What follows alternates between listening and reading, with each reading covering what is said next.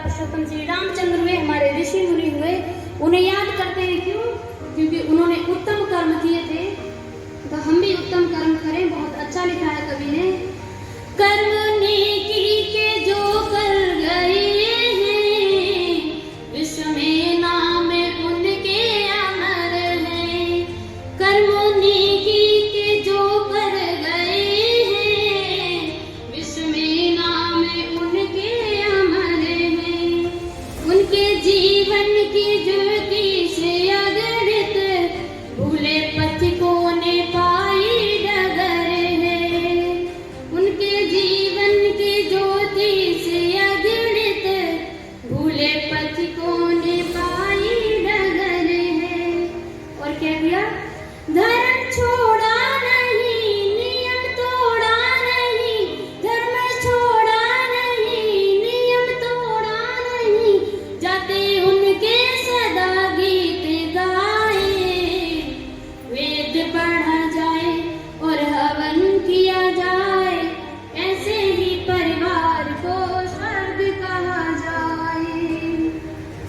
अन्य भूखों वर नंगों को कपड़ा सदा देते जो देते रहेंगे। अन्य भूखों वर नंगों को कपड़ा सदा देते जो देते रहेंगे। दया सीने में जिनकी बसी है, सह अन्याय अब ना सहेंगे।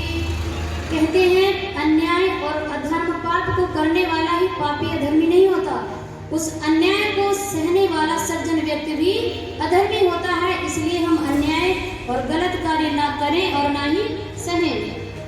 दया सीने में जिनके बसी है, सह अन्याय अब ना सहेंगे। संकटों में कभी, झंझटों में कभी, संकटों में कभी, झंझटों में कभी, निर्भय विचरे नहीं घबराए। वेद पढ़ा जाए और हवन किया जाए, ऐसे ही परिवार को स्वर्ग कहा जाए। अंतिम पंक्ति में बहुत सुंदर कहा है, सबके घट घट वो प्राणों से प्यारा, सारा संसार है यह उसी का। सबके घट घट से प्राण वो प्यारा, सारा संसार है यह उसी का।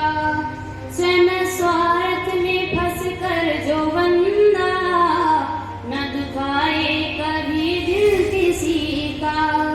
स्वयं स्वार्थ में फंस कर जो बंदा, न दुखाए कभी दिल किसी का। स्वप्न में भी कभी दोष आते नहीं। मानव कैसा होता है?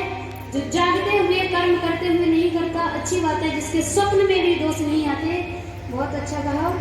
स्वप्न में भी कभी दोष आते नहीं, सच्चा मानव वही कहलाए।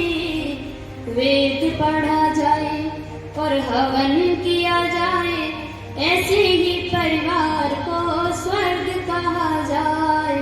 वेद पढ़ा जाए, जहाँ हवन किया जाए, ऐसे ही परिवार को स्वर्ग कहा जाए।